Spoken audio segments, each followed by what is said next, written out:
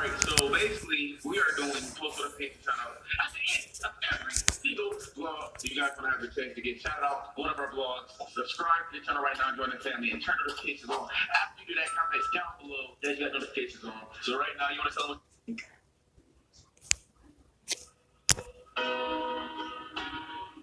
Reaction video.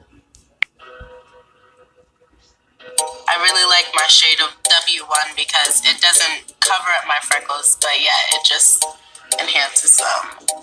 I like foundations that make me feel my best because it allows my true self to show.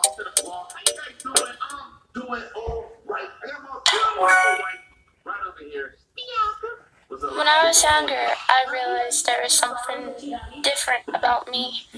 I didn't really like playing with Barbie dolls or wearing dresses.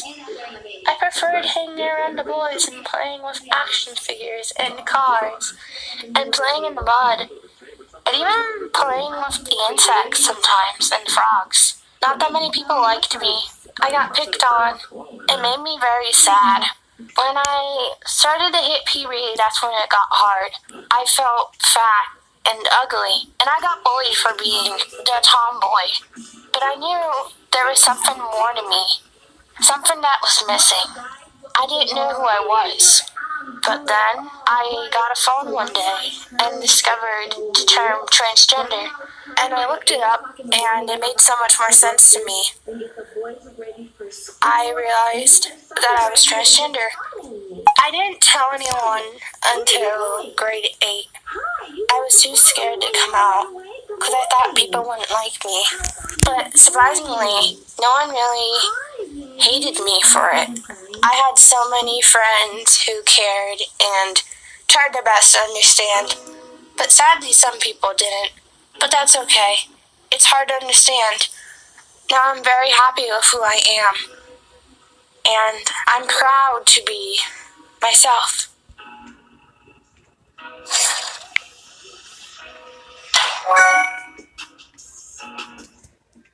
I am a goth, and being a goth is pretty hard.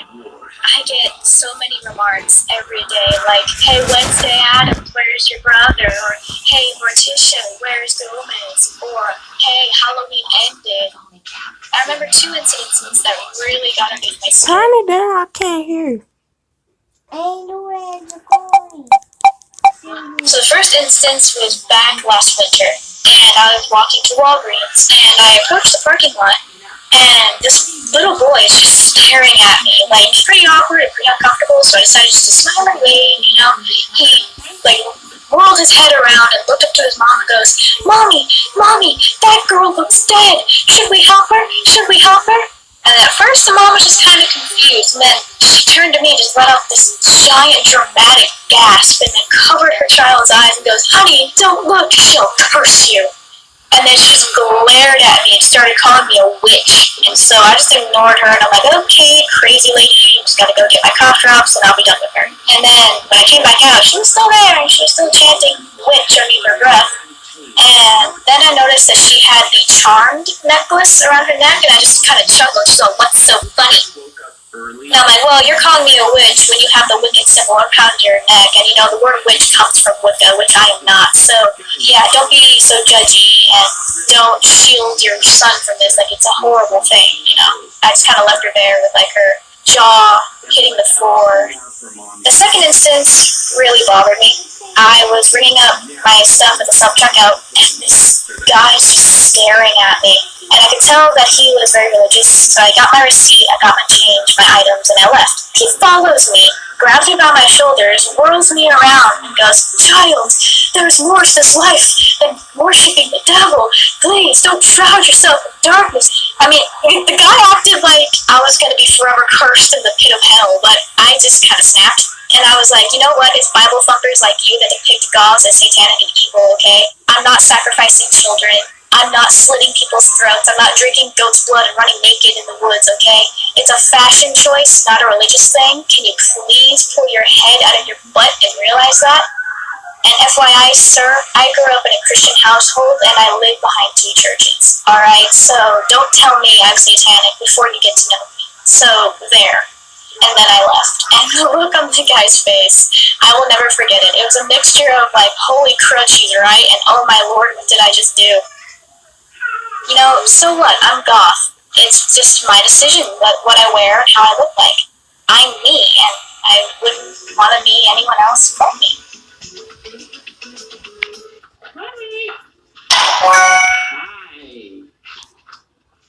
Me and my sisters didn't get along, and I could never understand why. They bullied me, tormented me for a long time as a kid. They would dress me up like a girl, telling me that I should have been a female so that I could fit in because nobody wants a brother. They would tell me hateful things because I love to eat. They hurt, they teased, they ridiculed. It was terrifying. You know, despite my mother doing her best, she was never home long enough to enforce the rules because she had to take care of us. She had to keep us alive and food in the house and a roof over our heads. As the teenage years came to roll around, the once verbal teasing and emotional trauma ended up turning into violence. Eventually, the violence got so bad that I felt I couldn't be safe in the house anymore. My mom felt the same way, and she sent me to live with my uncle because there was nowhere else I could go. For a little while, things were okay, and then out of the blue, my uncle got evicted, which took me out of a place to live.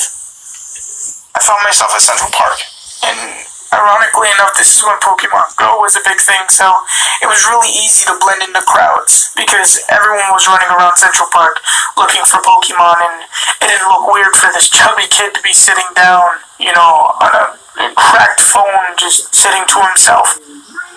I was hungry. I didn't have any money for food. I found myself at McDonald's, and this group of teenage kids was asking if anyone wanted the food that they weren't going to eat because they didn't want to throw it away, and they ended up leaving it by the door. I waited a couple of minutes before I took it. And on the fourth night, I was assaulted by a group of people. They proceeded to beat on me until they figured it just wasn't fun anymore. But after it was over, I took my broken phone out of my pocket and I called my mom. We go about searching for places, and that place led me to an adolescent shelter called Covenant House. I find myself with friends, not camouflaging myself in my pain, but embracing it and finding connections. They're giving me this sense of hope, this faith that things can be better. I find myself connecting to my mother and knowing that she knows that I'm okay. I found my redemption in Covenant House, and I'm hoping that while I was here, that people have found redemption in me too. Tell the truth, Jackie. Hey, hey, loving this ride. It feels so good, I'm in a garden state of mind. Ooh, it's a beautiful day. Hello? Oh, hi, is it the guy that chainsaw a couch at my I was born with a condition called alopecia, which means my hair follicles just weren't working and I never grew any hair on my head, so I was basically bald for most of my life because there's different types of alopecia. There's one where your hair can grow back and fall out, and there's one where it doesn't grow back. And I had that type, so it was pretty hard, like having no hair for most of my childhood. And I had to wear wigs and stuff, and it just wasn't very good. Whenever I was at sleepovers, they'd be like, oh my god, we should do our hair. And I just couldn't get my hair done because I didn't have any. And there was a few times where there were bullies and people were mean to me. Like one time in school, a boy pulled my wig off in front of everyone and everyone stared. It wasn't good. And then there's like a few times where I was confident enough to go out with no hair without putting on my wig, and there'd be people staring, pointing, laughing, and it was sad. But the good things that came with having no hair where I never got head lice. Like, I remember getting a note home saying, there's head lice in your class, you should check your child's hair and stuff. And I never had to get checked, and I never had to get treated. I never had head lice because I just didn't have hair. And I'm also on a website called the Rapunzel Foundation, where children can donate their hair to people that don't have it. And actually, when I turned 10, my hair started to grow again, and I was like, this is so weird, why is this happening? And it grew, and it kept growing, and then I got some hair extensions when it was long enough, and I had them for about a year. And then I decided I don't want them anymore, I want my own hair. And so I got them out, I got my hair trimmed, and it was just like a dream come true. I'd never gone out with my own head of hair, and it was just so great. And I was so happy, I was so confident.